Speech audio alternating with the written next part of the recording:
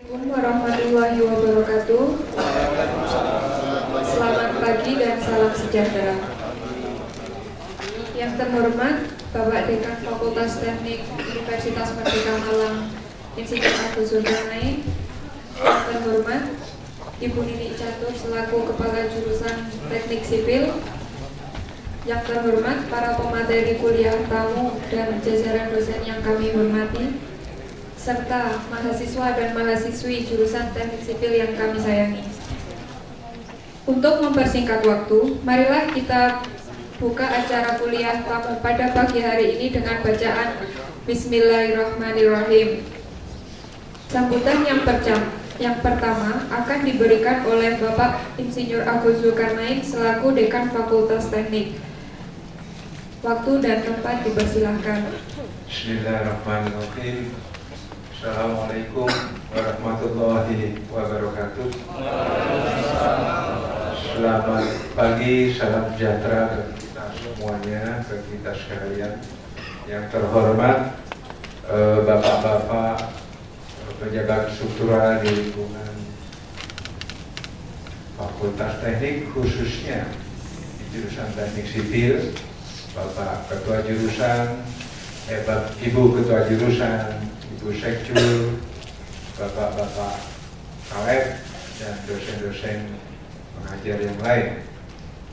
Juga yang terhormat dan tidak kalah pentingnya adalah Bapak-bapak alumni yang alhamdulillah pada pagi hari ini masih menyempatkan waktu di tengah kesibukannya untuk hadir, istilahnya back to campus, memberikan pengetahuan dan pengalaman beliau-beliau ini kepada mahasiswa-mahasiswa jurusan Teknik Sipil. Terima kasih sekali lagi kepada yang sudah hadir.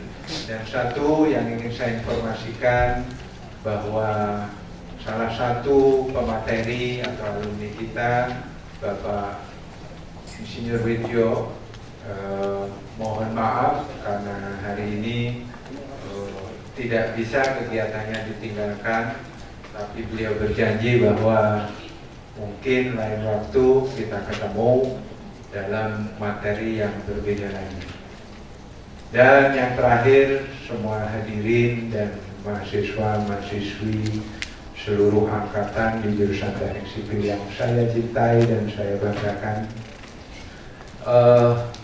Bapak Ibu, adik-adik, mahasiswa yang saya hormati, yang saya cintai dan saya banggakan, pada pagi hari ini kita akan mendengarkan istilah kita kuliah tamu. Di beberapa teman mengartikan back to campus bagi alumni-alumni kita yang sudah memakan asam garam, memiliki pengalaman yang demikian, tidak hanya 1-2 tahun tapi puluhan tahun di lapangan, sudah bergaul bersatu dengan masyarakat, yang pagi hari ini akan menyampaikan pengalaman beliau kepada adik-adik sekalian. Dan ini tidak akan saudara jumpai di kampus, di kelas, mungkin dapat juga, tetapi dalam skop yang terbatas. Ini nanti saudara-saudara dan adik-adik mahasiswa sekalian juga kita akan share, boleh bertanya sepuas-puasnya, mungkin sampai bapak-bapak capek gitu ya. Tetapi kita punya batasan waktu, panitia punya batasan waktu, sehingga kita tidak bisa sampai malam di sini. Pak Insinyur Limin MT dan Pak Zarnoji yang saya hormati, terima kasih sekali lagi atas kehadirannya. Ini adalah salah satu bentuk dari kerjasama dengan alumni. Alumni kita ini, kepada adik-adik khususnya ya, kepada mahasiswa-mahasiswi yang sekarang masih berada di rentang studi, beliau-beliau ini berpengalaman bukan hanya 1-2 tahun. Kalau tidak salah yang hadir hari ini itu adalah bapak-bapak yang punya angkatan tahun 1982. Ada yang sudah hadir waktu itu, ada yang sudah lahir, barangkali usia masih setelah itu ya. Jadi bapak-bapak ini sudah tahun 82 sekolah di sini. Mungkin perkiraan saya selesai sekitar 90 atau 80 sekian. Masuk ke bidang masing-masing, bekerja sebagai, ada yang sebagai direction, pengawas, ada yang sebagai konsultan, ada yang sebagai kontraktor, ada juga yang sebagai bidang-bidang lain. Bapak, Ibu, dan adik-adik mahasiswa yang saya hormati, kegiatan-kegiatan ini adalah bagian dari atmosfer akademik. Kita menciptakan suasana akademik yang baik, dan ini sudah terjadi terus-menerus, dan bahkan 1 bulan bisa 2 kali karena kita memiliki 5 prodi. Tentu saja saat ini masih didominasi oleh prodi-prodi yang sudah tua-tua, sudah punya alumni tahun-tahun 82, bahkan sudah 30 tahun di lapangan. Tapi prodi-prodi baru mungkin baru memiliki 1-2 orang yang sudah bisa memberikan feedback kepada kampus, kepada alma maternya. Tapi tetap ini kita dorong untuk terjadi secara rutin. Adik-adik sekalian, nanti akan banyak apa yang akan kalian peroleh dari bapak-bapak alumni di depan ini. Beliau-beliau ini sudah menduduki posisi-posisi yang di dalam manajemen disebut steady. Steady itu sudah stabil, ya, sudah stabil.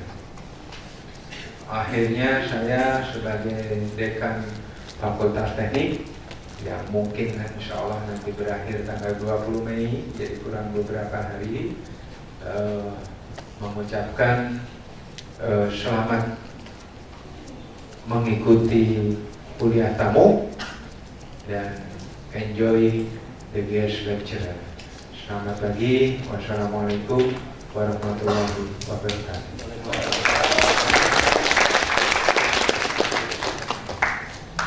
Assalamualaikum warahmatullahi wabarakatuh. Yang terhormat Bapak Dekan Fakultas Teknik Bapak Insinyur Agus Zulkarnain, yang terhormat para pemateri Bapak Insinyur Limin dan Bapak Insinyur Muhammad Sarnoji, dan yang terhormat Ketua Jurusan Teknik Sipil Ibu Nini dan para dosen yang saya hormati. Terima kasih atas kehadirannya dalam acara kuliah tamu ini, dan kepada bapak-bapak permateri mohon bimbingannya dan ilmunya, karena kami di teknik sipil ini pasti hanya akan mendapatkan yang dinamakan sebuah materi pembelajaran tanpa adanya pengalaman bekerja. Sedangkan untuk bapak-bapak alumni yang sekarang sudah bertahun-tahun bekerja, telah memiliki banyak sekali pengalaman yang mungkin bisa di-share kepada kami semua calon-calon teman bapak nanti kalau sudah. Hadirin yang kami hormati, tiba saatnya pada acara inti hari ini, yaitu paparan dari para pemateri yang akan dipimpin oleh Saudari Entri Akhlakul Karimah selaku moderator. Waktu dan tempat dipersilahkan. Assalamualaikum warahmatullahi wabarakatuh. Selamat pagi, salam sejahtera untuk kita semua. Terima kasih kepada pembawa acara karena telah memberikan kesempatan pada saya untuk memandu kuliah tamu pada pagi ini. Baiklah, mari kita buka diskusi ini dengan mengucap syukur kepada Tuhan Yang Maha Esa. Dan selamat datang bagi para tamu undangan dalam kuliah tamu pagi ini. Tema pada seminar kali ini adalah menghadapi era masyarakat ekonomi ASEAN. Masyarakat ekonomi ASEAN sendiri adalah sebuah kesepakatan antar negara-negara di Asia Tenggara yang membuka pasar bebas. Dengan dibukanya masyarakat ekonomi ASEAN, berarti akan ada unsur-unsur asing dari negara-negara Asia Tenggara ke negeri kita. Mulai dari investasi, barang-barang impor, arus jasa, sampai tenaga kerja asing. Dan yang paling penting, kita tidak lagi bersaing dengan orang Indonesia, tapi juga dengan orang asing di dunia kerja. Mari kita undang pembicara yang pertama, yaitu Bapak Insinyur Limin MT. Kepada Bapak Insinyur Limin dimohon mengambil tempat. Beliau lahir pada tanggal 27 April 1964. Beliau lulusan Teknik Sipil Universitas Merdeka Malang tahun 1987. Beliau juga lulusan Magister Teknik Transportation dari Universitas Tama Jagakarsa tahun 2013.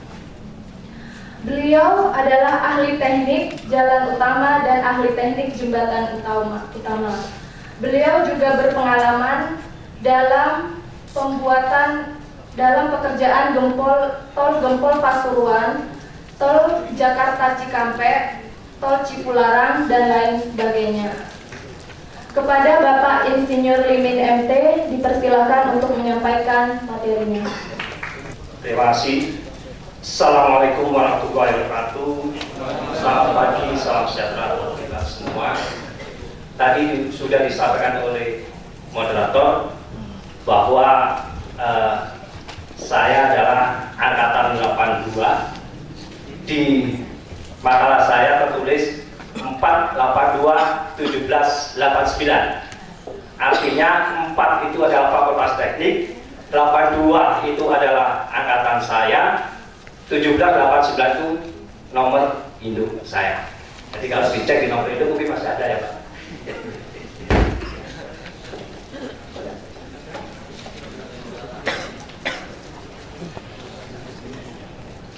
Sambil saya mempersiapkan materi saya, terus terang aja saya hanya menyampaikan garis besarnya saja bahwa kuliah tamu ini adalah kita yang senang-senang aja, tidak mau membebani adik-adik sekalian yang ada di sini. Artinya kita sharing apa yang tidak tahu, tanya. Kalau saya tidak bisa menjawab, nanti saya akan minta waktu untuk menjawabnya.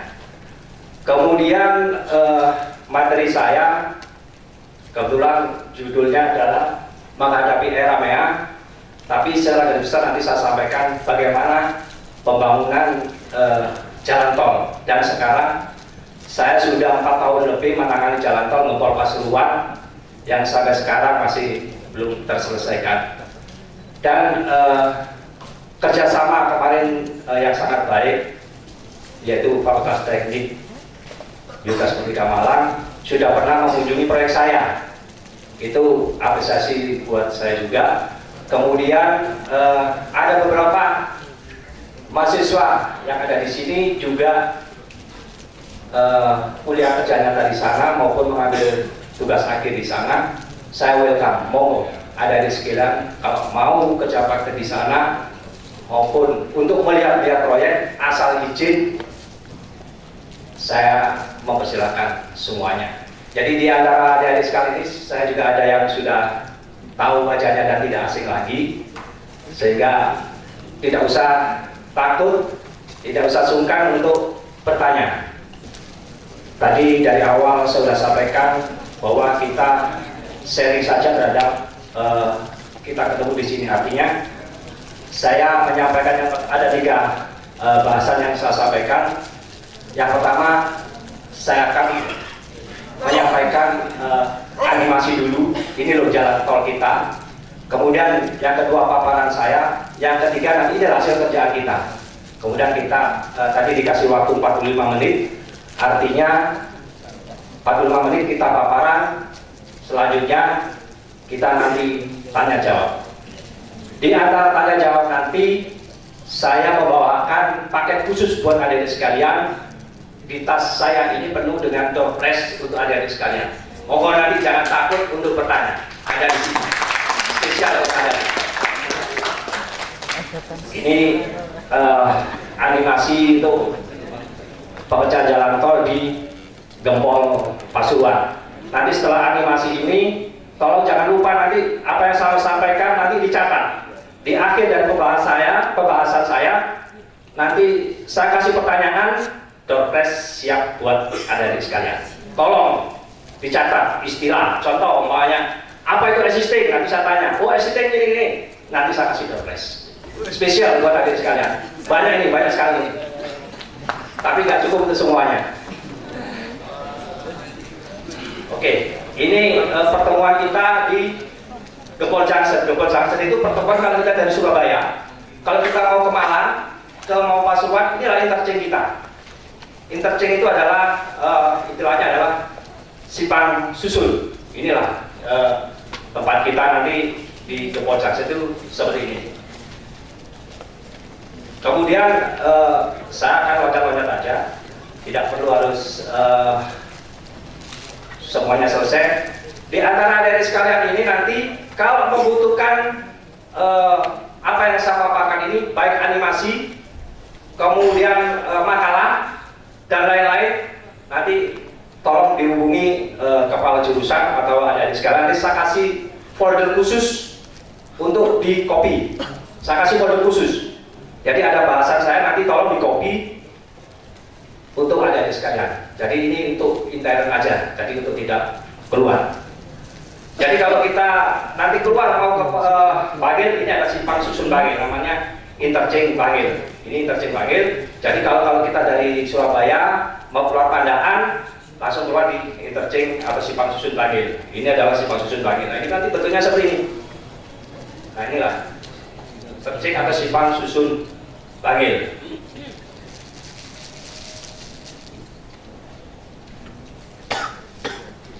Ini keluar kalau di desanya Sidowaya, dan bapak-bapak sekalian kita jemput kemarin adalah di Sidowaya di gerbang tol. Ini gerbang tol kita itu nanti di sekitar situ.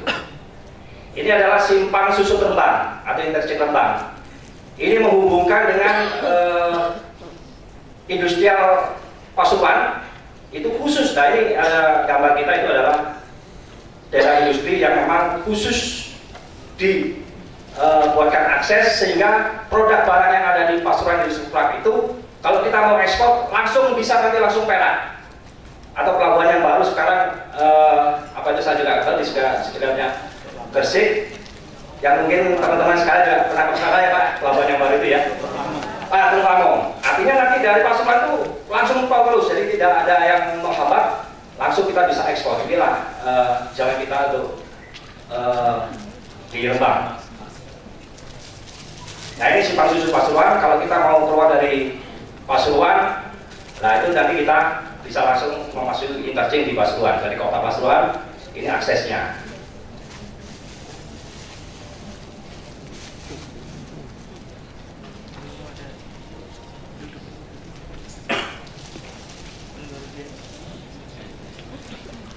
Nah, ini ending dari pekerjaan kita nanti berakhir di Grati. Setelah Grati ini nanti ada investor baru lagi penyambung, namanya nanti adalah Pasuruan Probolinggo, Paspro. Dan sekarang dalam desain untuk pembangunan. Jadi sekarang masih tahap desain, selanjutnya nanti tahap pembangunan ini sedang mulai. Dan kebetulan perusahaan kami juga dapat desain untuk pembangunan Paspro ini dengan investor Waskita Project Home. Ini simpang susun Grati di akhir dari proyek kita. Kemudian jalan raya itu tidak lepas dari apa yang namanya galian dan timbunan. Artinya inilah tipikal daripada galian dan ini adalah tipikal dari timbunan. Tipikal cross section. Apa cross section itu adalah penampang melintang. Jadi penampang melintangnya itu kalau jalan raya itu ya dua, galian dan timbunan. Nanti dilengkapi dengan bangunan pelengkap, ada jembatan, ada bangunan crossing, dan seterusnya. Ini adalah overpass Orobowetan. Ini nanti bakal persilangan juga. Ini overpass. Ini sistem seperti ini. Nanti dibikin suatu overpass seperti ini. Juga ini adalah perlintasan sungai. Nanti akan dibikin jembatan seperti gambar desain yang ada di sini. Overpass Rembang 1 sama.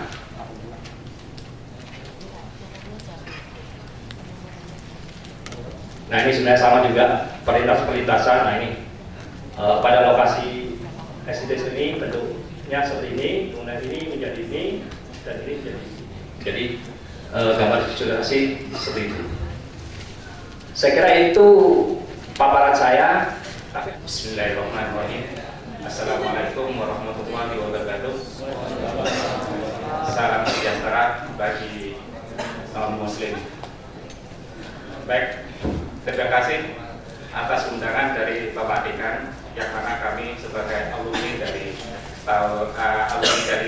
Unpar angkatan 82, yang mana tujuan untuk kita agar supaya mempererat antara mahasiswa yang sekarang lagi menempuh di Unpar dengan para alumni-alumni yang sekarang bertebaran bekerja di se-Indonesia gitu. Banyak teman-teman kita yang udah jadi juga gitu, baik dari timur maupun barat gitu, yang sekarang lagi menduduki jabatan di pemerintahan, baik itu swasta maupun yang negeri. Baiklah, makalah ini saya mau untuk membahas dalam hal untuk proyek pembangunan apartemen Taman Melati Surabaya, yang mana dalam tahap pembangunan sampai saat ini udah kurang lebih kami progresnya kurang lebih sekitar 29%. Pembangunan ini kurang lebih 32 lantai. 32 lantai dengan kami sebagai NK ini dalam artian sebagai manajemen konsultan. Bagi teman-teman atau bagi mahasiswa, setelah lulus kita otomatis untuk mencari pekerjaan. Dalam hal untuk bekerja ada mungkin dua tujuan gitu loh. Apakah nantinya mengarah ke dalam hal konsultan atau mengarah ke kontraktor atau mentor. Kalau konsultan kita ada dua, ada di konsultan perencana, ada di konsultan supervisi, atau ada di konsultan manajemen NK. Kalau NK ini lebih tinggi dari supervisor, karena kenapa gitu loh? Dia bisa memberikan permasalahan-permasalahan kepada owner. Kalau NK, kalau supervisi tidak gitu. Jadi dalam hal untuk makalah ini kami hanya untuk memaparkan masalah ilmu terapan dalam artian ilmu lapangan, yang nantinya bagi para mahasiswa ini nantinya yang akan mendapatkan waktu kita bekerja. Mungkin waktu kita kuliah hanya sebatas kita mendapat teori gitu lah ya. Tapi kalau ilmu terapan ini yang penting nomor satu bisa tekankan untuk mahasiswa itu bisa untuk membaca gambar itu. Baca gambar, bisa baca gambar, baik itu masalah untuk yang tadi Pak Imin utarakan, baik itu untuk jalan maupun struktur. Kalau udah bisa membaca gambar itu udah bisa untuk melakukan pekerjaan. Terkecuali dalam artian untuk bagi mahasiswa nantinya apabila nantinya bergerak ke konsultan perencana. Kalau konsultan perencana memang yang diperdalam untuk keilmuan, seperti katakanlah waktu kita kuliah itu, ya. Tapi kalau untuk mengarah katakanlah ke kontraktor ataupun konsultan supervisi atau di MK manajemen konstruksi, itu hanya sebatas nantinya saudara-saudara atau teman-teman atau mahasiswa nantinya baru akan menghadapi ilmu terapan. Kenapa? Soalnya di perencana udah ada, semua hitungan-hitungan udah ada gitu. Makanya kunci yang pertama itu ada di gambar. Membaca gambar dengan sendirinya udah bisa.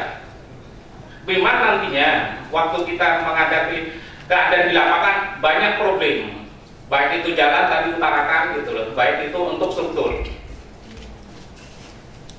Untuk masalah yang saya bahas ini, untuk masalah di apartemen, saya membahas masalah untuk nomor satu ini untuk bagaimana metode pekerjaan untuk pekerjaan bordel.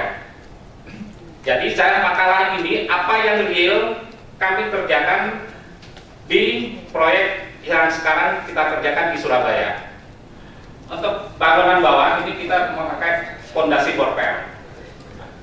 Dalam pembangunan proyek Taman Melati ini menggunakan satu metode pekerjaan fondasi borpel.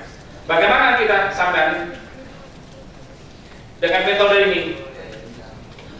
Jadi waktu nantinya apabila sampai nantinya teman-teman atau mahasiswa